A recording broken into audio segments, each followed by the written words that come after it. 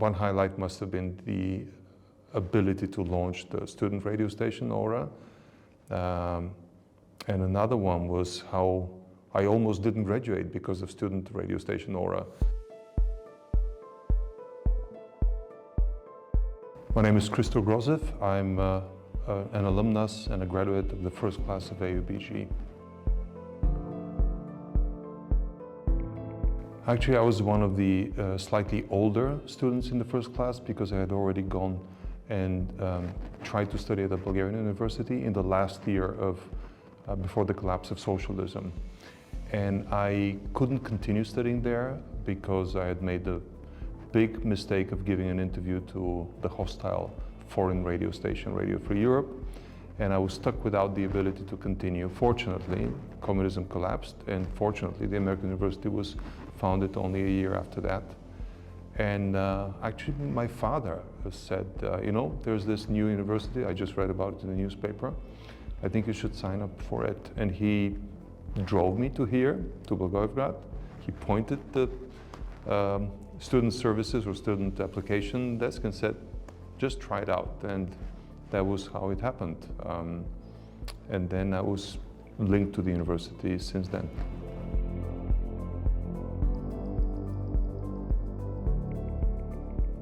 I've done a lot of startup businesses, media organizations in my career after the American University and even during the American University. And one of my favorite things to see is a startup that we launch with a little money and with a lot of enthusiasm. And then 10 or 20 years later, I see it flourishing into a very shiny business that is respected. And in a way, coming back and seeing the university and remembering what a startup it was at the time, in an even crazy environment, because nobody could imagine how it could succeed in the early 90s in Blagoevgrad, which was not as close to Sofia as it is now. Blagoevgrad at the time without a highway took 2.5 hours in a badly stinking bus to get to. So that was a startup against all odds. And now I'm just feeling the same feeling of gratification, of satisfaction to see that that worked out. And it's incomparable to what it was at the time. It's a real university, probably looking and feeling better than some of the world-renowned universities in the United States. It's hard to pick one. There are many. Some of them are very mundane, like the Sundays at the canteen, which always had special food, one type of special food, not like one, like now 10 times, 10 different versions. One highlight must have been the ability to launch the student radio station Aura. And another one was how I almost didn't graduate because of student radio station Aura, because I was too busy scheduling the programming and doing the morning shows, and I almost didn't get enough credits to graduate. But fortunately, my work at Aura counted for at least 2 credits, and that's how I graduated. I remember the day we were stuck at the Hilltop dormitory, which was the first dorm that existed. It was a former Communist Party training center up in the mountains above Bistrica. And on the weekends, it was really boring there because there was not much to do. And you had to count on the availability of a bus to take you to town, and there was not much happening in town. So because I had some experience before that in radio, in commercial radio, and I thought, what if we start a student radio station? And I went and asked one of the professors who was in charge of residence life on a Sunday, would you mind if we use this old cable network that goes around the dormitory to start a cable radio for students? And he said, I don't care, just do whatever you want. So we found this little room which had the equipment through which you could broadcast to every room in the dormitory. And I did a sign-up sheet. Whoever wanted to be a radio guy or a girl should come and become part of the team. And surprisingly, we got almost 20 people to sign up, and they became the first round of DJs, program directors. Initially, it was called AUBG Radio, and it broadcast only to each room in the dormitory. And then about 6 months later, the ambition grew that we should make it into a citywide radio station, and then the rest is history, because we pursued getting a license for years. We got a license, or temporary license. We got an actual studio. We got donations of equipment from friends and family, and we one day launched it as an FM radio station.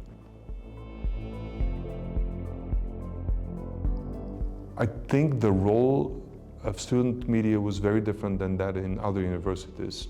In other universities, it was only about campus life and defending the interests of students within the campus. And here, campus or student media were more like a laboratory for real life journalism. Students, both in print and in audiovisual, were using it to actually work in real life environments. So the radio station, for example, was commercial, and it had a sales department. Some students would sign up for the sales department, would go out and work on marketing campaigns for clients in the city. One of the first clients was a pizzeria that actually, for the first time, was exposed to advertising on Radio Aura. And similarly, the first newspaper and some of the first TV or video projects were commercials. So it was a real-life lab for experiencing how real media operates in the future. And in addition, we were covering, of course, a lot of student life issues, but they became also known and part of the culture of Blagoevgrad. So it served like a great liaison between the university goals and life and the city. Well, I think today the role is somewhat different because the American University has been widely accepted as the fabric, part of the fabric of Blagoevgrad. So you don't need to lobby that much to everybody. But I think now the role of student media within the university should more focus on the diversity and the different interest groups on campus, and so the social media. So it's more of a add-on to, again, showing the diversity and arguing about topics within campus. And it's a much bigger campus than it was at the time. I would say the most important change is sustainability. It's the fact that it already has an endowment. It doesn't depend on the courtesy and the charity of another government or another university. And it has the self-confidence to actually show off many generations of impact and of leaders. At the time, it was all future-looking, and maybe we're going to be successful. Maybe some of us will prove that this is as good as an established Bulgarian university. And now it is seen as something proven. It is seen as something that's generated not only Bulgarian leaders in the marketplace, but in politics as well, but also Balkan leaders in politics and in business. And I think that's the main difference. It's something that has a track record and a history.